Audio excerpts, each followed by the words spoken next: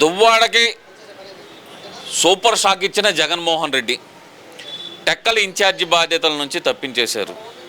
ఎలా చూడాలంటారు ఈ పరిస్థితిని? అసలుకి మన దువ్వాడని తప్పించారని చెప్పేసి చెప్తున్నారు కదా, ఎవరండి తప్పించింది? మరొక్కసారి చెప్పగలరా? జగన్మోహన్ రెడ్డి.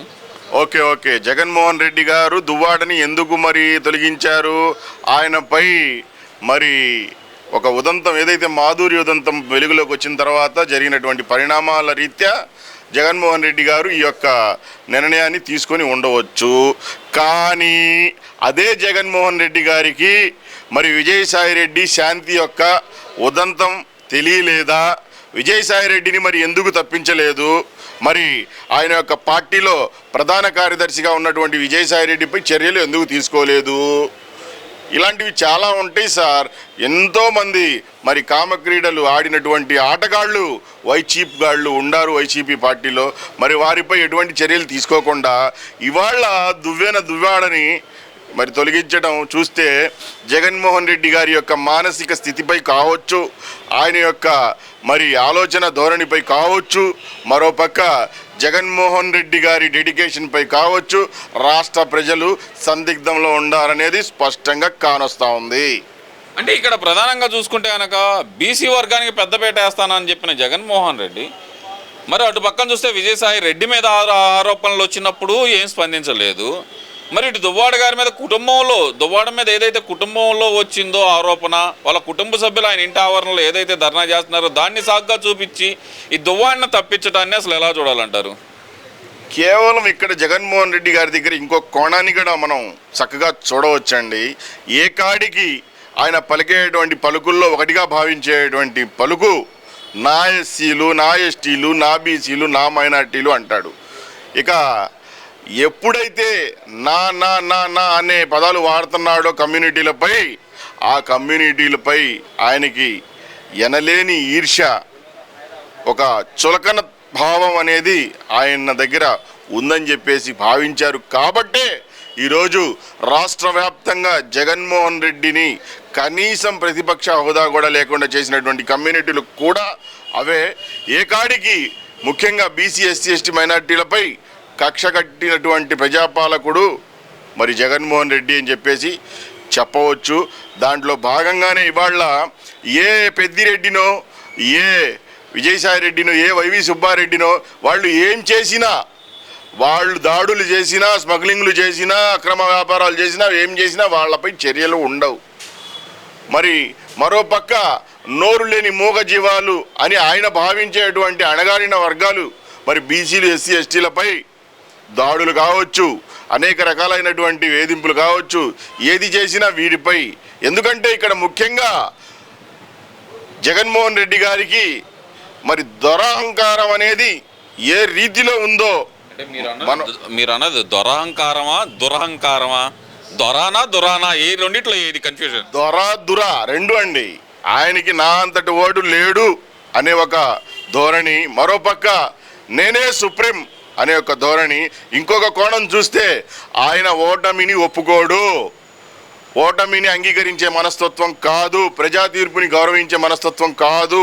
కాబట్టే ఎంతటి డ్రామాలు ఆడైనా ప్రజల్ని మళ్ళా భయభ్రాంతులకు గురి చేయాలి, అయోమయానికి లోన్ చేయాలి అని చెప్పేసి భావనలోనే ప్రతిరోజు ప్రతి క్షణం కూడా ఆయన ఆలోచన ఏ కాడికి మరి ప్రజల్ని ఈ లేని వాటిని నమ్మించే పనే ఆయన కావచ్చు. ఆయన సతీమణికి సంబంధించినటువంటి ఆయనది కాదులేండి, మరి ఆయన సతీమణి ఏదైతే సంస్థ ఉందో సాక్షి, దాంట్లో మరి ఆ రకమైనటువంటి ప్రచారాలు చేస్తూ ఇవాళ ప్రజలపై మమకారం చూపని, ప్రజా తీర్పుని గౌరవించని ఒక దుర్మార్గపు రాజకీయ నాయకుడు ఎవరయ్యా అంటే ఇవాళ చిన్న పిల్లవాడిని అడిగిన జగన్మోహన్ రెడ్డి అని చెప్పేసి స్పష్టంగా చెప్తారు. ఏదైతే మొన్న అచ్యుతాపురం సెజ్లో జరిగిన దుర్ఘటన, రియాక్టర్ పేలి దాదాపు 14 నుంచి 15 మంది చనిపోవటం కానీ, కొంతమంది హాస్పిటల్ బాలవటం కానీ ఇలాంటి జరిగింది. వాళ్ళని పరామర్శించడానికి వెళ్ళిన జగన్మోహన్ రెడ్డి ఈ పద్ధతి ఇంకా మార్చుకోకపోవటం, హావభావాలు కానీ ఆ నవ్వులు కానీ మార్చుకోకపోవటం ఎలా చూడాలంటారు అసలుకి? అరే మన జగన్మోహన్ రెడ్డి గారు మన పరామర్శకి వెళ్ళారా? అది చిక్కటి చిరునవ్వు ఎదజల్లుద్దు.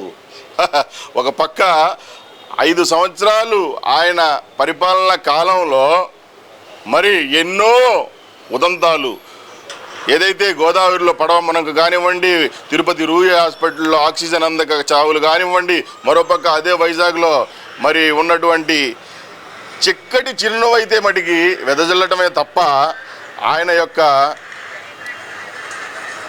నాటకాలు అసలు డైరెక్ట్గా ఎట్లా అంటే ఇవాళ ప్రతి ఒక్కళ్ళు కూడా టీవీలకి ఫోన్లకి అలవాటు పడినటువంటి పరిస్థితి మనం చూస్తూ ఉన్నాం. ఎక్కడ చూసినా జగన్మోహన్ రెడ్డి డ్రామాలు చూడండి, ఒక్కసారి చూడండి. చిక్కటి చిరునవ్వు, 3 రోజెస్ టీ తాగుతాడేమో ఆయన.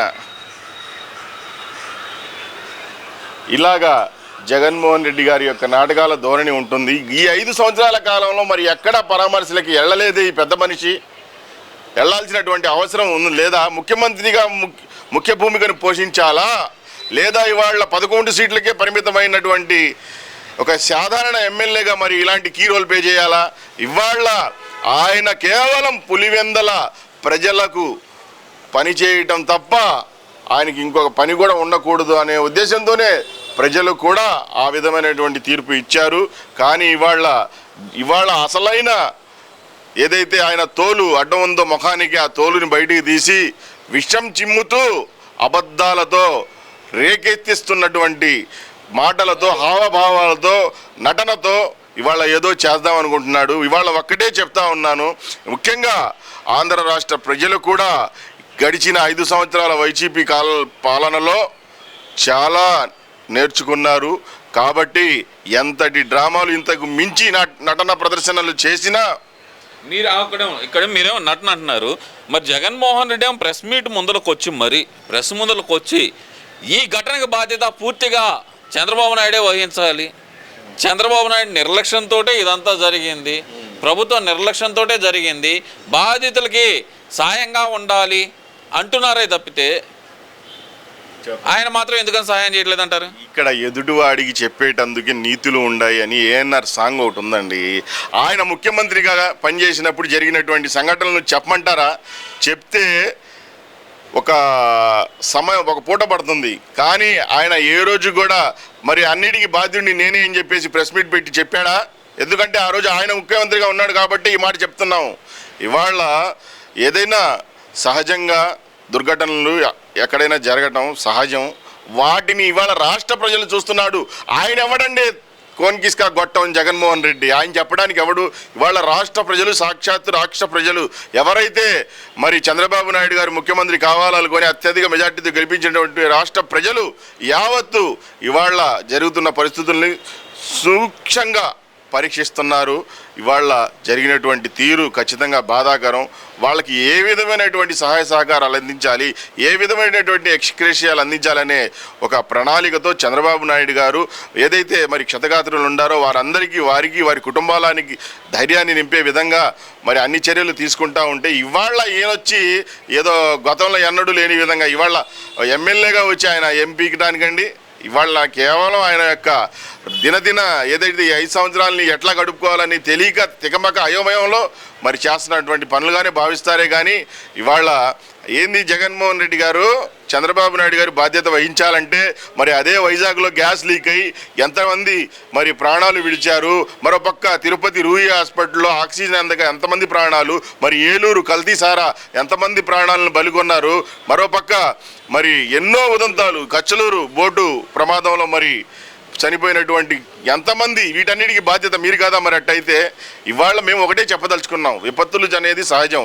కానీ ఆ విపత్తులను త్వరతగా నివారించగలిగినటువంటి సత్తా కలిగినటువంటి ఆలోచన ధోరణి ఉన్నవారే సిసలైన నాయకులుగా ప్రజల్లో మన్ననలు పొందుతారే. కానీ మీలాంటి అసమర్థులు ఏదైతే అన్ని సంఘటనలు జరిగినా చోద్యం చూస్తా కాలాన్ని గడిపి మరి మీ యొక్క రూముల్లో పబ్జీ గేమ్లు ఆడుకుంటూ మీరు మీ యొక్క పదవిని నిర్వీర్యం చేశారే. కానీ ఇవాళ చంద్రబాబు నాయుడు గారు ఆయనకి బాగా తెలుసు ఎటువంటి నష్ట నివారణ జరగకుండా మరి నష్టాన్ని తగ్గించే విధంగా ఏది జరిగినా, ఏ విపత్తి జరిగినా, గతంలో హుద్హుద్ కానివ్వండి, అనేక తుఫాన్లు కానివ్వండి, వరదలు కానివ్వండి, అనేక రకాల ప్రమాదాలు కానివ్వండి, ఏవి జరిగినా కానీ మరి చంద్రబాబు నాయుడు గారి యొక్క విధి విధానాలు ప్రజల్ని చంద్రబాబు నాయుడు గారు ఇచ్చిన స్టేట్మెంట్ నాకు కంపెనీలు రావాలి అలాగని చెప్పి సేఫ్టీ లేకుండా వస్తే మాత్రం ఎవరిని ఊరుకోను అంటూ ఇచ్చిన స్టేట్మెంట్ను కూడా నిన్న లాయర్ల దగ్గర జగన్మోహన్ రెడ్డి ప్రస్తావించి దాన్ని కూడా తప్పుపట్టే పరిస్థితి వచ్చిందంటే ఏ మానసిక స్థితిలో ఉన్నారనుకోవాలంటారు జగన్మోహన్ రెడ్డి మరి? ఇవాళ జగన్మోహన్ రెడ్డి గారి యొక్క స్థితి అడిగితే అంటే నాకు నవ్వు వచ్చింది సహజంగా. నాకే కాదు, ఏ చిన్నపిల్లాడిని అడిగినా అట్లాగే నవ్వు వస్తూ ఉంది వాళ్ళ. ముఖ్యంగా మరి ఏదైతే మరి 5 కోట్ల మంది ఆంధ్రులు ఒక పాలకుడిని ఎన్నుకున్నారంటే ఆ పాలకుడి యొక్క ఆలోచన ధోరణి ఎట్లా ఉండాలో తెలియపరుస్తున్నటువంటి వ్యక్తి చంద్రబాబు నాయుడు గారు. ఎలా ఉండకూడదు అని చెప్పి గతంలో చూపించినటువంటి వ్యక్తి జగన్మోహన్ రెడ్డి. దాంట్లో భాగంగా ఆ విధంగానే వీళ్ళని విడదీసి చూడాలి. ఖచ్చితంగా మరి నిన్న చంద్రబాబు నాయుడు గారు ఏదైతే నిజానికి డెవలప్మెంట్ కొరకు మరి యువతకు ఉపాధి కొరకు కావచ్చు, అనేక విధాలుగా వనరులు సమకూరడానికి, ఆదాయం సమకూరడానికి మరి కంపెనీలు అయితే కావాల్సిందే. అయితే ఇక్కడ ఏదైనా సరే ప్రమాదం జరిగి నష్టాలు జరగకుండా మరి వారి యొక్క సేఫ్టీ విధానాలు కూడా ఉండాలి అని చెప్పి ఇన్స్ట్రక్షన్స్ ఇవ్వటం కూడా చాలా హర్షించదగ్గ పరిణామం. ఇలాంటివి ఏంటంటే ఆయనకి చెడు వినకు చెడు చూడకు అనే విధంగా ఆయన నోటి నుంచి అన్ని చెడులే వస్తూ ఉంటాయి, ఆయనకి అన్ని చెడులే వినపడుతూ ఉండాలి. Jaganmohan Reddy alias eleven Mohan Reddy.